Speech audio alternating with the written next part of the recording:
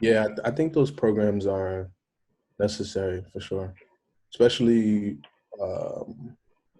when because a lot of people in Sikh, I can't say Baruch, but a lot of people in Sikh, you come from humble beginnings, and you're not necessarily exposed to these different career opportunities, and even if you don't want to go into corporate America, there's still a lot of value that programs like MLT offer, right? Which is just sharpening yourself, your story, who you are, like those skills you can take to any industry you want to work in. And in fact, if you can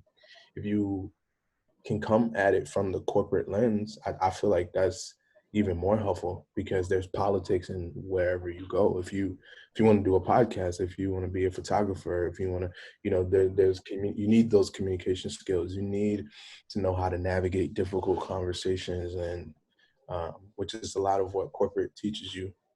So yeah, ANY, MLT, definitely whoever's in college. Um, I think is a good idea to look into these things. And sometimes it could feel overwhelming. Just know that too, right? Sometimes it could feel overwhelming when you're not as clear on what you want to do, and everyone's kind of um, sure of what they want. But two things is just not to compare yourself to other people, and the other thing is just giving yourself credit for at least like applying and being in those spaces, in those environments, because you will you will without a doubt just soak up information by just being there.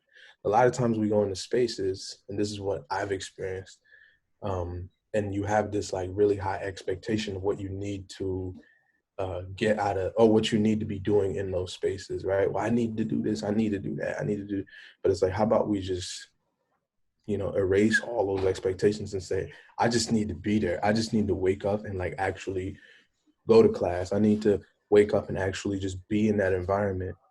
And then once you write